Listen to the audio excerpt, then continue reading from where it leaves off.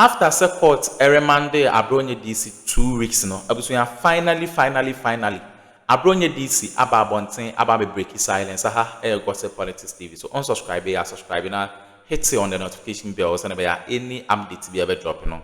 Once able to me akabina Abronye DC wababe break silence. Assemble ena ode atuda. Also on tia say judge no enke yes or money bill no judge ne ka say omani bila obesan so aba abonten na watan so aba be commit offense na oyeye na no ono gidi say even judge no cramp no na oni evidence against eyede oye no ntino ene Abronye DC edi nsem bebre aba betuja mom yanko na yankonko tie ensem a Abronye DC edi tuja no o say time a o free Ghana has your call outside say okwa akosa no ho yare no oba back no osanso ede no ho kokotire eye judge na judge no oya aware say ono no ne ho mfa no a osanso ehwe nyame anim remand in 2 weeks na mom yanko na yankonko tie Abronye DC ne nsema odi tuja na ansa na ebe kono mepesa me ne modi nkomo bi e wa ha say Ghana has a laptop papa na as a computer papa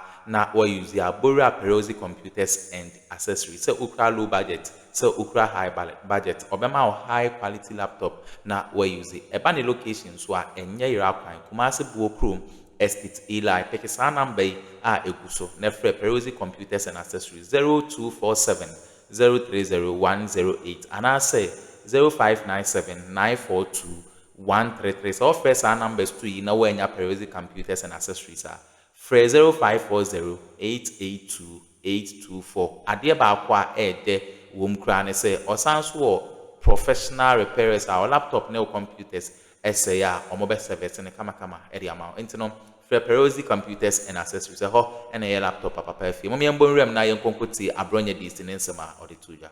The refusal or the grant of bail is at the discretion of the court, but that discretionary powers ought to be exercised in accordance with laid down principles. Looking at the decision of the court, I was very surprised to the extent that a judge will conclude that if I am admitted to bail, I will commit further offenses. I don't know the evidence before him at that time, but even let's assume that there was some evidence before him.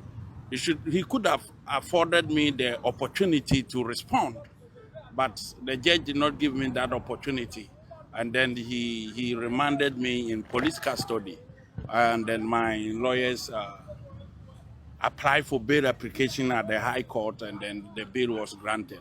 So the business for today was to apply for variation of the bail conditions, and then the matter has been adjourned to tomorrow. So we'll be back tomorrow.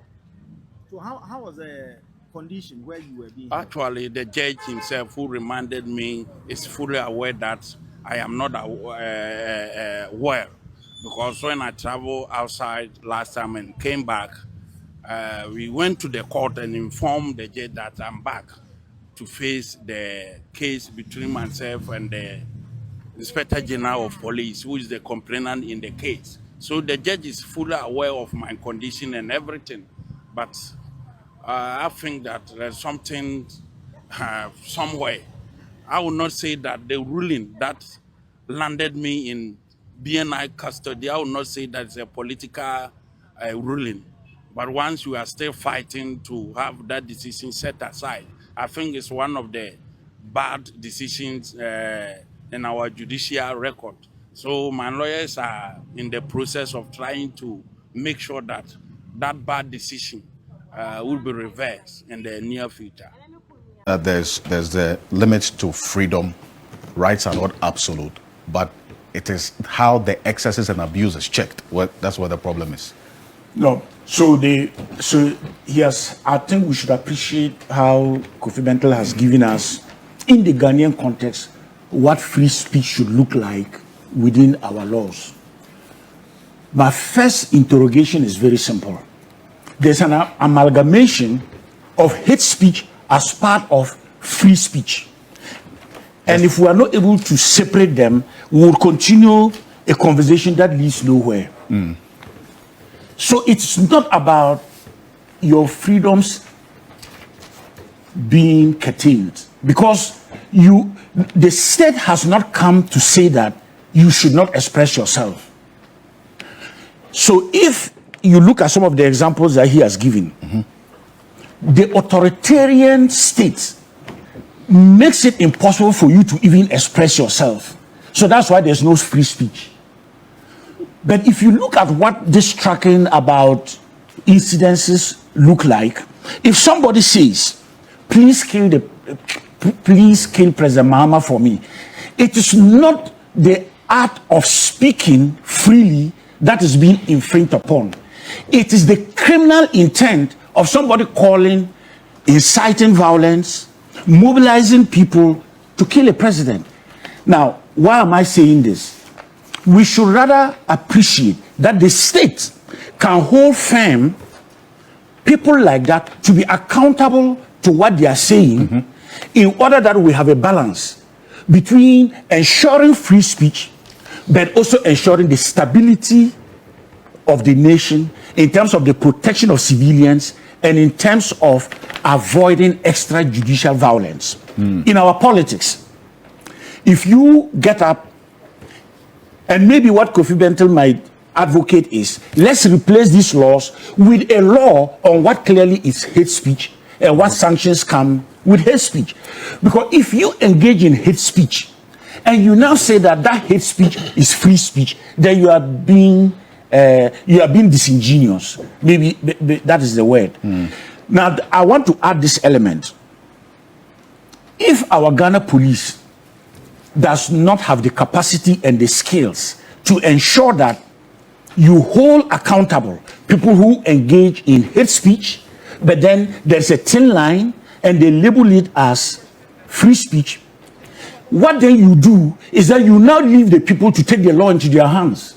So our country now becomes a jungle in which when you threaten somebody, the people will now resort to meting out their own understanding of justice, which now becomes much worse. Let me give I know you want, I'll be brief. No, please. Okay. Go ahead, quickly. You see, in the first quarter of 1994, a railway station in Rwanda just simply said, Tutsis are cockroaches, full stop. That radio station was expressing its right to speak. But what it did subtly was to say that because we kill cockroaches, kill Tutsis. By April, 800,000 people were killed. So where do we find the balance? And that is why even the young woman who regrettably made that statement and was apprehended, it's not because the state infringed upon her, but it was also to protect her. Because in her community, people could have come out to help her for going public on her phone or tablet and making those disparaging and unthinkable observations. And so the police, therefore, must maintain that balance between our rights to free speech and the interests of the nation state and the protection of individuals, so that we can all feel protected under the law. Now, when you look at this in context, our problem is that we have made it a political battle. To my left here, I must commend Miracle. He's an effective communicator. But I've never heard him communicate in such a way that he has dehumanized you, denigrated you. He wants to stick on the issue and debate the issue. And he will do that for the whole day. But he won't take you as a person and denigrate you and humiliate you. People are doing that in the name of politics. And I think that's the point that he's making that we need to correct. You have no right to denigrate anybody and to humiliate anybody, especially when that denigration is because of our political difference. It could be our religious differences. It could be the regions we come from. It could be for all of these reasons. And so I want us to look at the balance that holds the country together, and that our work of that stability is continuously work in progress. Now, if somebody argues that, how is the police able to hold this balance? we are progressively seeing improvements. And we should rather be encouraging and supporting those improvements, training and retraining for democratic policing. So that the way you exercise the power of the state should not do worse things simply because somebody in exercising free speech went overboard.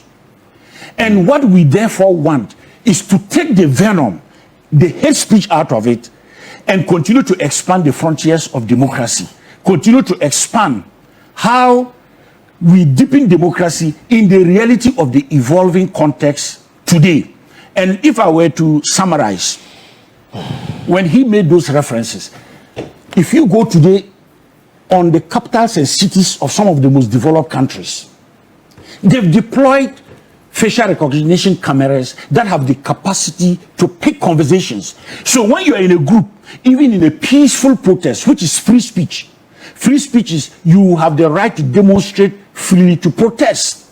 But when you are doing that, you have not physically hurt somebody, but your conversations are conspiring to hurt, you will be picked up. Right. And you will be sanctioned for engaging in a conversation that is trying to hurt the peace and the stability of the state. So you cannot say that those countries are developed, but they don't have the checks and balances that hold and guarantee the safety of the state. After all, in Ghana, we are now about 34 million. If a few people choose to go to the extent of a hate speech that creates divide, depolarization, no respect for others, and we all watch on, then Ghana goes gradually and deeper into a territory that none of us wants to see this country. And that is why we must make sure that whatever is happening, there is a healthy balance. And that healthy balance is never to allow hate speech to take over our discourse, particularly when that discourse is political. And when that discourse seems to ignore that we all have equal rights under the same law. Then finally, who is the one action for the actions that reprimand those who engage in hate speech? It should never be the political parties. It should never be the executive arm of government. We must trust in the independence and professionalism of our police to determine what is it that has gone overboard that needs the person to answer, and what is it that has not gone overboard. And that's why hate speech then also is in categories. So some of them are mild. It is hate speech, but you cannot actually hold the person too much. Whereas others are egregious. Yes, the gravity of asking for the killing of a president, a sitting head of state, is completely unheard of. And to say that, oh, this woman was only expressing herself freely, and for that matter, she shouldn't be apprehended. It is no longer about her free speech. It's about endangering the Republic of Ghana with a recklessness that can implode. See, that's the point of departure with what Mr. Bento was saying, that whoever is the victim of this free speech should, on his or her own, be able to take up that action against the person who made that statement, instead of the force of the state being deployed against such persons. Well, he's looking at it from the lens of a lawyer. I don't want to debate that. But I want somebody to protect me from somebody's harmful and hate speech that endangers my social peace, my sense of security and safety. And that person is the Ghana Police Service. They should be able to determine that this statement that you have made endangers the Republic of Ghana in many ways. You must come and explain why you made those statements. And then he also made a qualification that in some cases you cannot. If I take the example, I don't want to repeat that example more than I have done already. Please. Are you going to say that the president is the one who should now go and take an individual action against a citizen who on social media is saying, please kill the president for me? That cannot happen. And you see, I do this with a lot of uneasiness, but then again, the Media Foundation in chronicling those 14 instances actually put out a summary of what they said and what they were actually, being charged for. This August 12, 2025, Priscilla Dua Brago and Charity Dede Tete, national service person and a beautician, they are TikTokers. They stated they would have been happier if President Mahama had been involved in the helicopter crash, arrested for content deemed offensive about the president. How is this? That's number one. They were charged under Section 76 of that particular law that Mr. Bento, raises And how does questions this about. constitute? Does it fit into that law? So, Okay.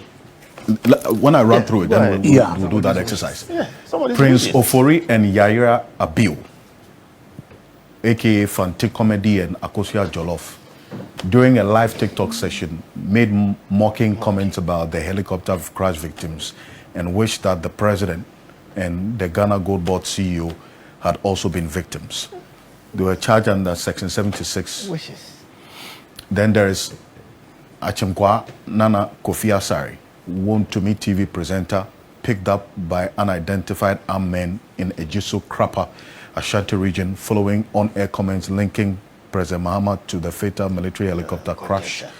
Later found that the police headquarters, Pointless conjecture. Abronye Kwame Bafo, charged with offensive conduct. There are two instances conducive to breach of peace and publication of false news. First of two arrests, there's David Kojo Pra Afol, also known as Kwame Nkrumah II. He's a TikToker, arrested for allegedly making death threats and inciting violence during a TikTok live session, referencing vehicles with official green number plates. That's the government vehicles. And Samuel Amadoto, accused of publication of false news about a former board chair of the National Communications Authority. And then there's Wendell Nanaya Obiaboa, radio presenter, arrested after alleging 3 regional ministers, Ashanti, Eastern, Western, were complicit in illegal mining operations. And quite a number of them. In fact, I just wanted to, this is 8 out of the 14. Yes, but even the ones that you have The- put up, okay, the puerile wishes of irresponsible people, okay, expressed in funny ways.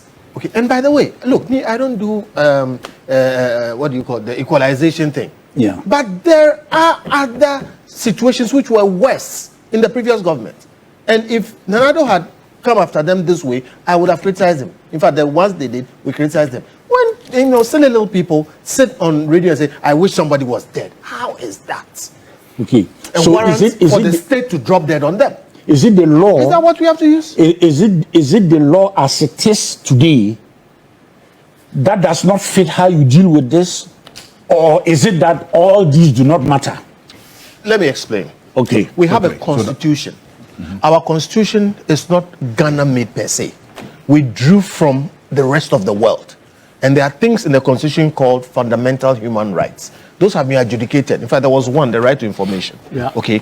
Even though the right to information was there as a fundamental human right, which is necessary for good governance, for 20 years, our government didn't pass a law on it. And all kinds of things were happening. So I went to court with my colleagues and said, no, we do have a right to information, even though we don't have a law on the right to information. Yeah. The state came and said, no, you don't have a right to information. The judge ruled and said, no, it is a fundamental constitutional right. Even though there's no specific law saying A, B, C, D, E, and this and that, that fundamental constitutional right must be respected, and therefore ordered them to give us the information. Then the government quickly went and did the right to information. I'm using this analogy because those fundamental rights in our constitution are available to us. And if it is not these laws that give them to us, nor these laws that even decide how they must be dealt with, there are ways they are dealt with. For instance, if somebody insults you and says, "I wish you were dead," it is despicable. It is wrong. If the person threatens you in a way that puts you in apprehension of your safety, that is assault. You can report, sue the person, and they will be found guilty. Okay? But the state has no role in that.